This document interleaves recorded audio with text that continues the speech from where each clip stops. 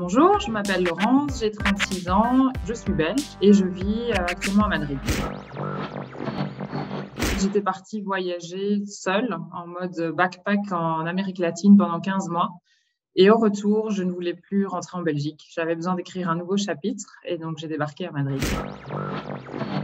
Ça va faire un peu plus de 3 ans que j'y suis. Beaucoup d'amis en Belgique me demandent quand est-ce que je compte rentrer et la réponse, jamais. Je me sens bien à Madrid. J'avais un job stable, ça faisait 6 ans que j'étais là-bas et j'aimais vraiment ce que je fais. Je travaille dans le secteur du leadership.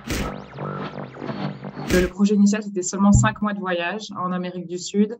Et puis, je devais aller vivre à Melbourne, en Australie. J'ai eu l'opportunité de partir en Antarctique, faire une expédition de 19 jours là-bas, ce qui m'a coûté beaucoup d'argent, que je ne regrette pas du tout. Et du coup, j'avais plus l'argent pour partir en Australie, donc j'ai continué le chemin. Le premier mois, j'avais connecté avec une Parisienne. Et en fait, elle partait aussi au Pérou, justement. C'était 1 ou 2 mois. Et donc, en fait, on a commencé à organiser le premier mois au Pérou ensemble. Je pense que c'est quelque chose qui me rassurait aussi. Et on a super accroché. Donc, on a fait 1 mois et demi ensemble. Et puis après, j'ai pris mon envol. Pérou, Bolivie, Chili, Argentine, Mexique, Guatemala, Costa Rica, Brésil, Colombie, Antarctique. Je restais dans des auberges de jeunesse en mode dortoir. C'était vraiment 1 an de voyage non-stop et les 3 derniers mois, je suis restée à Medellín en Colombie où je me suis posée parce que je voulais pas rentrer en Belgique, je voulais pas que ça se termine et puis en même temps, je sentais que j'étais crevée et que je pouvais plus continuer à ce rythme-là. En général, l'espagnol, j'avais déjà à l'université, j'avais mes cours plus linguistiques, donc j'avais quand même un certain niveau d'espagnol. Puis avec les autres voyageurs que je rencontrais, français si c'était francophone, anglais si c'était des autres pays d'Europe. Qu'est-ce que j'ai personnellement gardé, c'est surtout les rencontres. Ça fait quoi? Ça fait 4 ans, on va dire. Et il y a des gens que j'ai vus 1 semaine, et avec qui je suis encore très en contact maintenant. Il y en a certains qui sont venus me voir à Madrid. Au niveau paysage, c'est sûr que j'ai vu des choses à couper le souffle.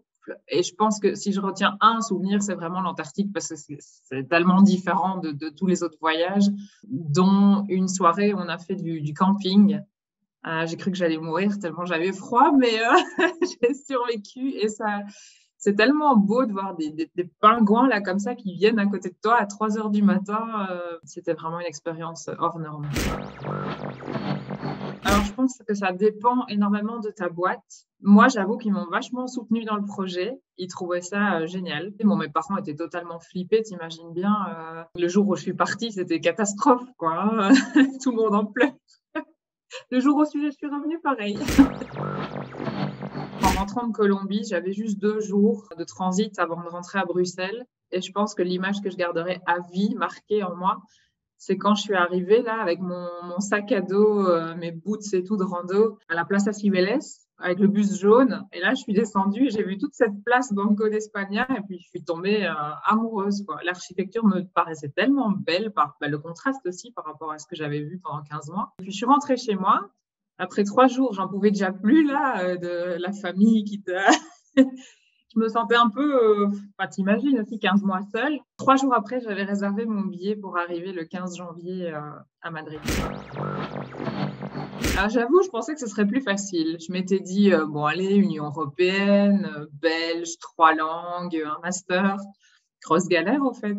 J'ai fait le tri dans ce qu'on me proposait parce qu'évidemment, on te proposait des salaires horribles. Alors, je me doutais bien que le salaire serait beaucoup plus bas qu'en Belgique, mais j'étais pas prête à accepter n'importe quoi non plus. J'ai commencé comme assistante de direction dans une boîte espagnole. J'ai vraiment créé un bon contact avec tout le monde et j'étais la seule étrangère de la boîte. C'était un bon apprentissage, tu vois, par rapport à la culture espagnole, se rendre compte des différences, des choses comme ça. Et puis après, j'ai trouvé un job qui me correspond beaucoup plus dans une très grosse boîte de consultance. Ce que j'aime beaucoup, si tu compares avec Bruxelles, c'est la vie. La vie, bon là, on est un peu en période Covid, mais malgré tout, on vit très bien à Madrid. Tu peux sortir à n'importe quel jour, n'importe quelle heure. Il y aura toujours quelque chose qui se passe ou un événement culturel ou tu t'ennuies jamais, en fait. C'est vrai que le climat, je me suis énormément habituée aussi au beau ciel bleu en général, de Madrid. Alors, la bureaucratie en Espagne, c'est une catastrophe. Rien que pour mon IE, Je pense que j'ai dû aller 5 fois. Et à chaque fois, on me disait que les lois avaient encore changé. Je leur disais, mais comment les lois peuvent changer tous les 3 mois? Je ne comprends pas ça. Je trouve que le système de santé est génial. En Espagne, le fait que tout soit gratuit là, pour les médecins et tout ça, dans le public.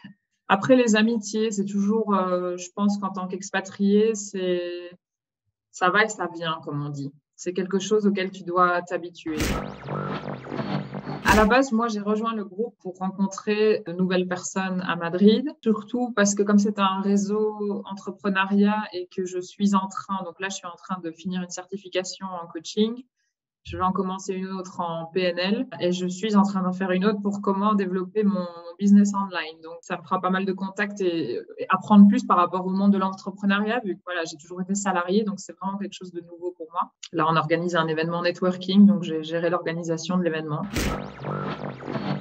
Je veux lier le monde des voyages avec le monde du coaching. Donc, en fait, je veux organiser des workshops de développement personnel pour les femmes, 25-45 ans, parce que je pense que voilà, c'est plus facile pour s'identifier aussi. Puis moi, c'est le public avec qui j'ai envie de travailler, avec qui je pense je me sentirais moi la plus à l'aise aussi. Je veux organiser ça dans des destinations sympas, quoi, un peu exotiques. Donc comme ça, je peux vraiment lier les deux aspects.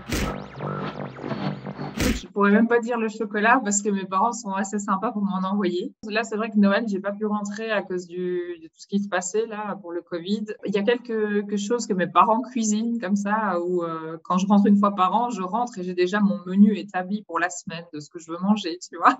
Et voilà, ça commence à me manquer, les frites, des choses comme ça. Puis oui, mes amis, ma famille, on est quand même vachement connectés maintenant avec tout ce qui est technologie, donc ça va. Un mec espagnol, ce serait pas mal, mais je suis pas sûre après 3 ans que c'est un bon fit, un espagnol avec moi au final.